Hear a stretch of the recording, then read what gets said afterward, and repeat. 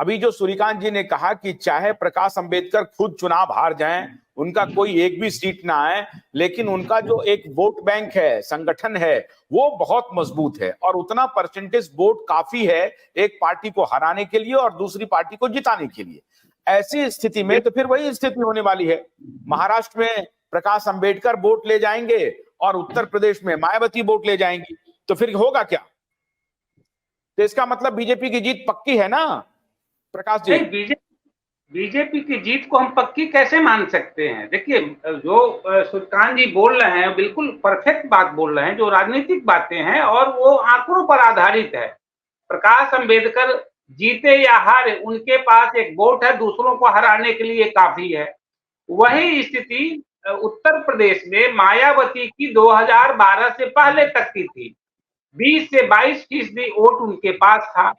12 के बाद 2012 और 14 के बाद वोट में काफी गिरावट होती चली गई और आज की तारीख में उनके पास 11-12% वोट बचे हुए हैं। ये 2024 का चुनाव मायावती के लिए बहुत ही क्रूशियल चुनाव है। अगर इस चुनाव में 12-14% वोट बैंक को भी वो बचा ले जाती है तो ये माना जाएगा कि भारतीय राजनीति में बसपा यानी कि मायावती प्रासंगिक है। और अगर वोट बैंक में गिरावट आती है 5%, 6%, 7% पर चली जाती है तो मायावती की राजनीति अप्रासंगिक हो जाएगी भारतीय राजनीति से और बीएसपी का कहीं पर कोई पूछने वाला नहीं मिलेगा। सबसे बड़ी चीज ये है कि आज की तारीख में उत्तर प्रदेश में जहां सबसे ज्यादा इनका प्रभाव है, उस प्रभाव वाले राज्य में अगर 12% वोट बैंक को भी इंटैक्ट रख पाती है तो राजनीति में बची रहेगी। लेकिन उम्मीद ये बन रही है कि 2024 के चुनाव में वह 12% वोट बैंक भी इनके पास नहीं बचेगा, क्योंकि उस वोट बैंक में बीजेपी वाले सिर लगा रहे हैं और बीजेपी की पूरी कोशिश है कि किसी न किसी तरह से सबसे पहले बसपा को उत्तर प्रदेश से खत्म किया जाए। देखिए, कांग्रेस का वोट बैंक तो वैसे ही खत्म हो चुका है। कांग्रेस का जनाधार कमजोर है उत्तर प्रदेश में, कांग्रेस का संगठन कमजोर है उत्तर प्रदेश में। लेकिन इसका मतलब ये नहीं है कि बीजेपी को पूरी की पूरी सीटें मिलने जा रही है। बीजेपी से बड़ा फाइट करने वाली एक पार्टी है समाजवादी पार्टी, और उसके साथ जो अलायंस की पार्टियां उसके साथ जुड़ेगी तो जाहिर सी बात है कि भले ही ट्रायंगुलर फाइट हो, लड़ाई बेहतरीन होगी। और बीजेपी, हमें लगता है कि बीजेपी की सीट जो भी मौजूदा सीट है उसमें काफी गिरावट आएगी और अलायंस की सीटें बढ़ सकती है उसमें। अब चुनाव के बाद क्या होता है तो देखने की बात होगी, लेकिन यह 2024 का चुनाव जो है मायावती के लिए काफी इंपॉर्टेंट है, काफी महत्व का है। अगर वो वोट बैंक को नहीं बचा पाती है तो मायावती भारतीय राजनीति से अप्रासंगिक हो सकती है। आशुतोष जी, सूर्यकांत जी ने एक डेटा दिया कि भारतीय जनता पार्टी का जब भी जनरल इलेक्शन होता है, मतलब राष्ट्रीय इलेक्शन होता है, लोकसभा का चुनाव होता है, तो परसेंटेज अभी भारतीय जनता पार्टी 50% पर है, 50% वोट।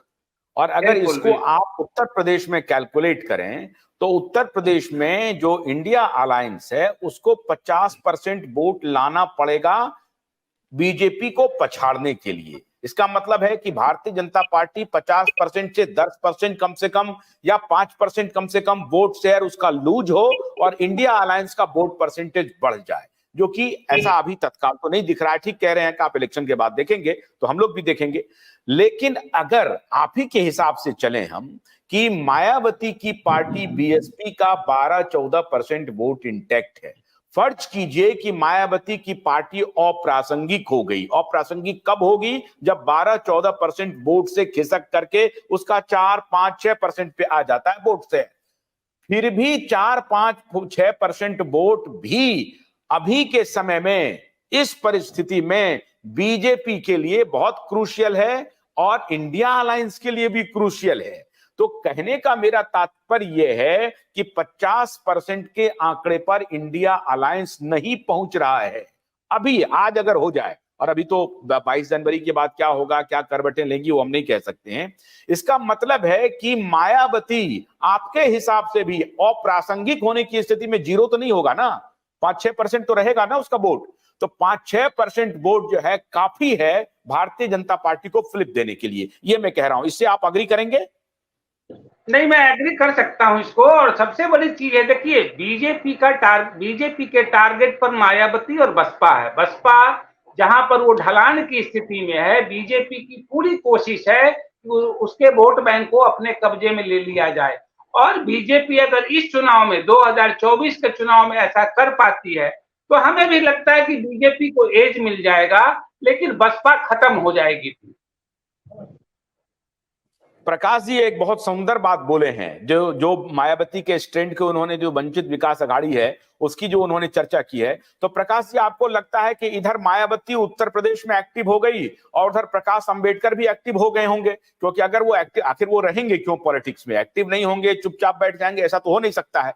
तो जाहिर है, चाहे वो बीजेपी के इशारे पर हो, चाहे अपने अपने मन पर हो, लेकिन क्या आपको लग रहा है कि उधर जैसे बीजेपी बसपा ने वो यूपी में मोर्चा संभाल लिया, वैसे इस बार वो महाराष्ट्र में मोर्चा संभाल लेंगे? अब मिलेगा कि नहीं मिलेगा वो अलग विषय है। देखिए, ऐसा है कि अभी अकोला के अंदर यानी महाराष्ट्र के विदर्भ के अंदर पोस्टर लग गए, बड़े बड़े बैनर लग गए हैं। क्या बैनर लग गए हैं? मायावती के साथ में, फोटो के साथ में बैनर लग गए हैं, अगली प्रधानमंत्री मायावती जी, ऐसे बैनर लग गए ऑलरेडी। और उसी तरीके से अकोला के अंदर दूसरे बैनर लग गए हैं, बड़े बड़े होर्डिंग्स लग गए हैं कि अकोला के नए खासदार एमपी सांसद, अकोला के नए साल के नए सांसद प्रकाश आंबेडकर। तो ये क्या है कि ये, हाँ बिल्कुल लग गए हैं ऐसे। देखिए, मैं आपको और एक थोड़ा दूसरी बात बताना चाहूंगा, थोड़ा पीछे लेके जाऊंगा।